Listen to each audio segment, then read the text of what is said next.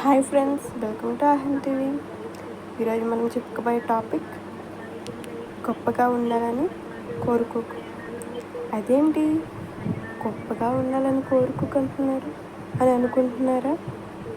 గొప్పగా ఉండాలని కోరుకోవాలి, కానీ అది మనుషుల ఎదుట కాదండి, దేవుని ఎదుట గొప్పగా ఉండాలని కోరుకోవాలి. గొప్పగా జీవించాలని కోరుకునేవారు చాలా అరుదుగా కనబడతారు. మన యొక్క గొప్పతనం అన్నది మనుషుల ముందే కానీ దేవుని ముందు మనకంటూ ఓ గొప్పతనం ఉండదు.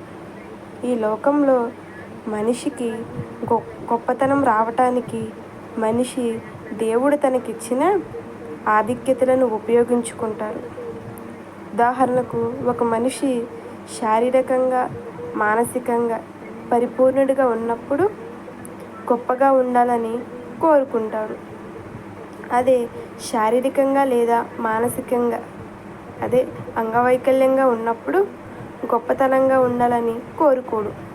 నిర్గమకాండం 4వ అధ్యాయం 11వ వచనంలో అంగవైకల్యము కలవారిని అనగా మూగ, చెవిటి, కుంటి, గుడ్డివారిని పుట్టించింది దేవుడే అని వ్రాయబడి ఉంది. మనం అలాంటి స్థితిలో లేమంటే మనల్ని పరిపూర్ణంగా పుట్టించింది దేవుడే కదా. మరి దేవుడు మనకిచ్చిన ఈ పరిపూర్ణతను ఆధారం చేసుకొని మనుషుల ముందు గొప్పగా ఘనంగా కనబడాలనుకుంటాం. అందుకే దేవుడు మనల్ని అసహ్యించుకుంటున్నాడు. దేవుడు మనల్ని ప్రేమిస్తున్నాడంటే అది మన నీతి కార్యములను బట్టో మన గొప్పతనాన్ని బట్టో కాదు, కేవలం దేవుని కృపతోనే.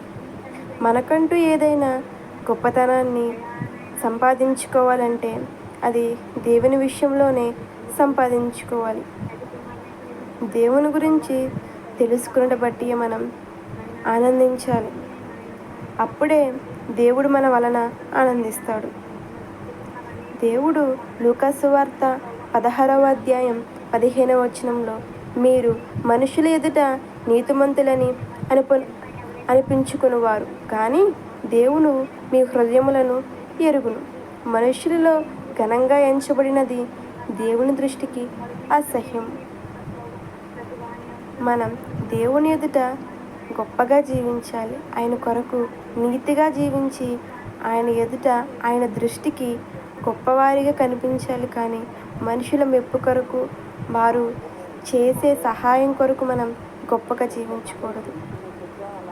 మొదటిగా మనం దేవుడికి ఇష్టంగా ఉండి ఆయన ఆజ్ఞలను కట్టలను పాటిస్తూ ఆయన మాట వింటూ ఆయనను ప్రార్థించుకుంటూ ఉంటే దేవుడు మనల్ని దావీదుని ఏ రీతిగా హెచ్చించాడో, యోసేపుని ఏ రీతిగా హెచ్చించాడో, తాను తగ్గించుకున్నప్పుడు దేవుడు హెచ్చిస్తానని చెప్తున్నాడు.